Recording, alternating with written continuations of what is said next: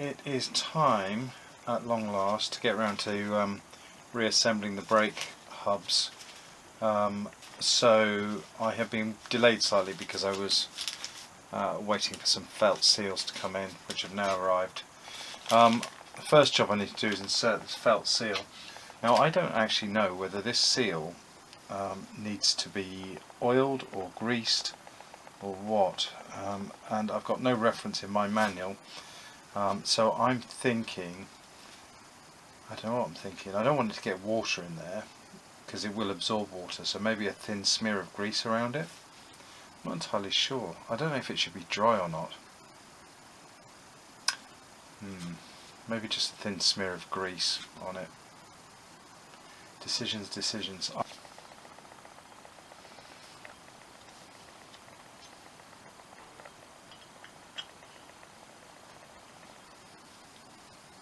I'm loath to get grease on everything that is nicely painted and polished, but I suspect it's going to be unavoidable.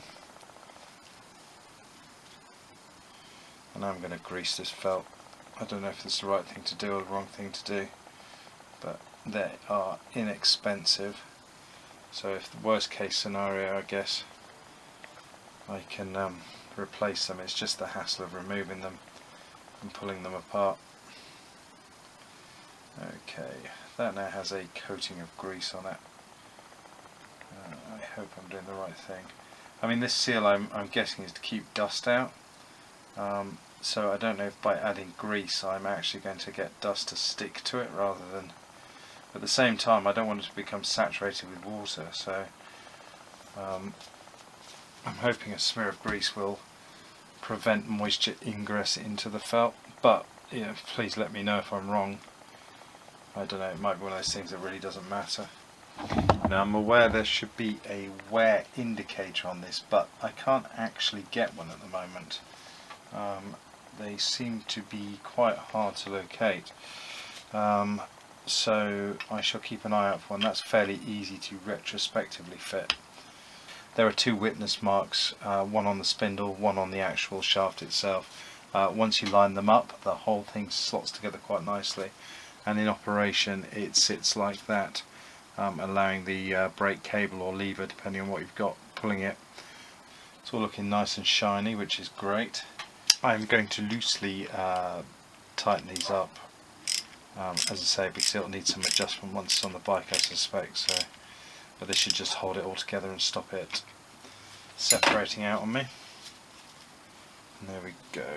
Brake lever back in place, looking nice and shiny. It's a shame there's a blemish, actually. I don't know if you can see that, a blemish in the plating.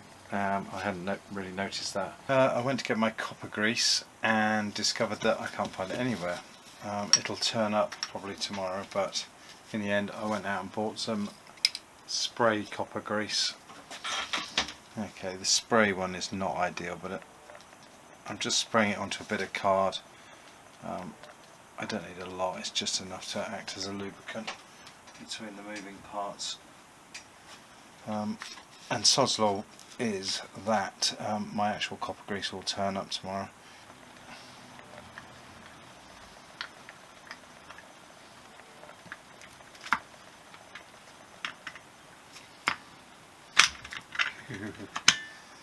Go on, get down. 1, come on, 2, 3, 4. There, I think we've got it. Okay, so that's the rear done. All looking nice and clean. Don't overstress it. So that is essentially ready to go back on the bike. Now we're on to the slightly more complicated rear hub, which is going to take a bit more time to assemble. I've got some new parts to this one. We've got a new felt washer, as the original one is like a fossil.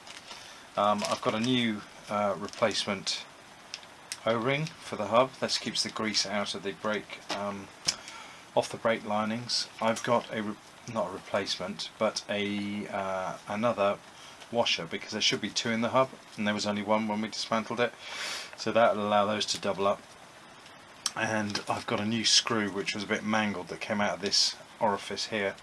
As I was doing an order from Consolidated Motor Spares, I added that in, and again, as I've got excessive amounts of grease on here, I can also, I'll put that somewhere, I can also use it to grease the felt washer, which again I still don't know if it's correct to do this, but I'm doing it. I'm doing it.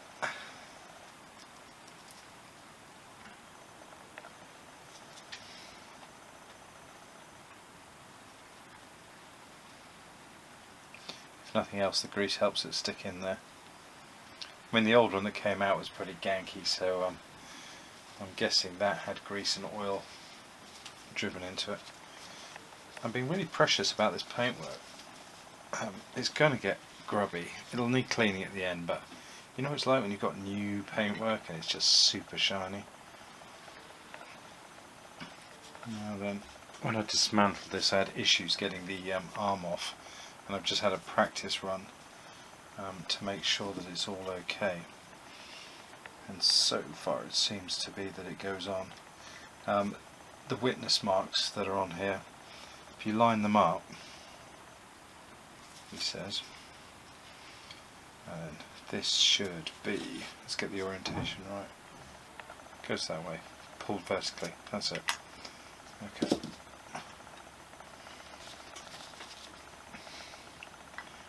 Line up the witness marks.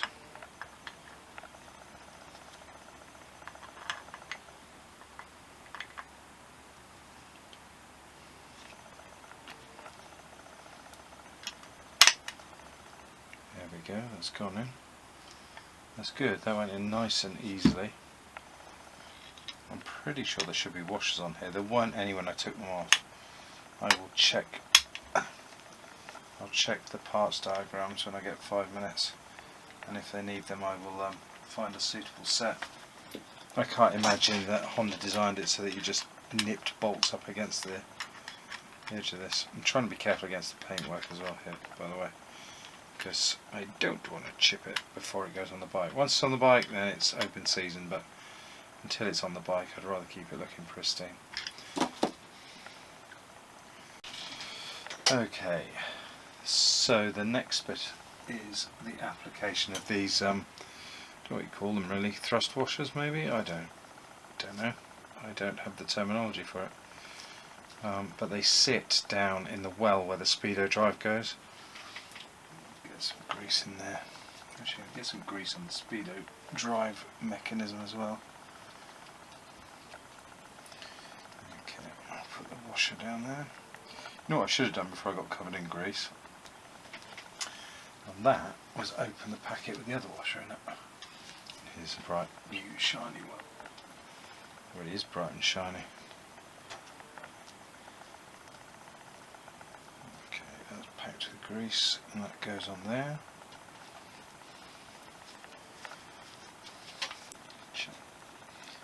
Really got to make sure there's enough grease, especially in the bearing elements of the speedo drive.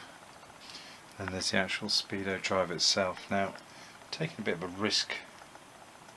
What is that? It's a bit of split pin stuck to it. Well, that's not going to help, is it? Right, I'm going to take a minute and just make sure that there's no crap in this.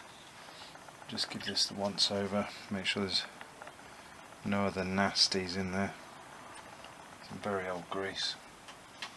Some fresh grease on here.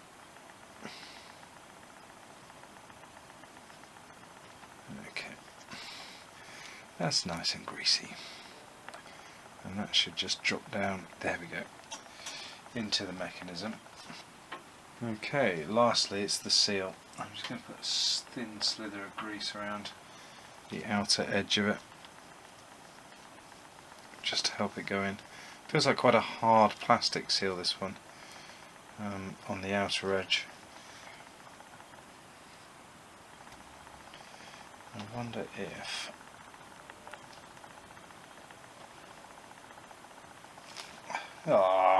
that's what I was on about, rubber gloves the other day. Okay, everything's covered in grease now. It's not really what I wanted. Right, I wonder if I can use the old seal to tap down the new seal. Let's see what I can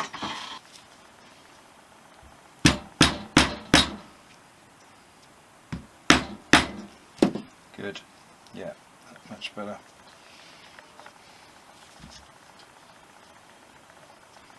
Right, that's in. I'm trying really hard to keep any grease off the actual mating surfaces, but I'm a bit rubbish at this. Now then, am I man enough just to pull the springs apart? Yeah. Oh, I'm going to get my finger caught. In. Good. There we have it. The inner workings. A little bit of lubrication on there. The new seal as fitted in there. You can see the speedo drive mechanism, and at the top, I don't know if you can see it, but there's the helical gear that drives the actual speedometer cable. And then, hopefully there's enough grease to suction that in there when I turn it up. The hub itself will sit like that in the bike, and the brake cable will pull vertically to actuate the brakes. So hopefully that will look amazing. Don't drop it.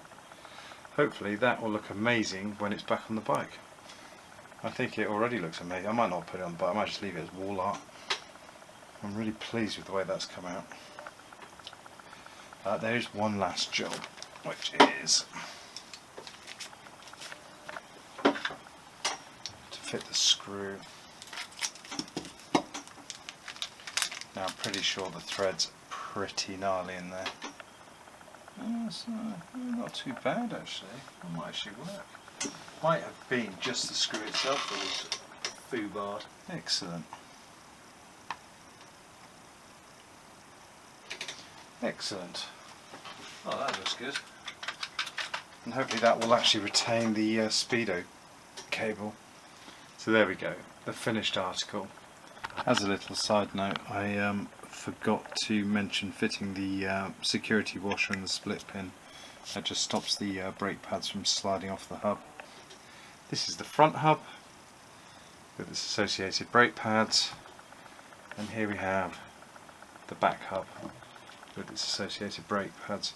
So they're ready to get put in bubble wrap and stored away for a few days until I'm ready to fit them to the bike.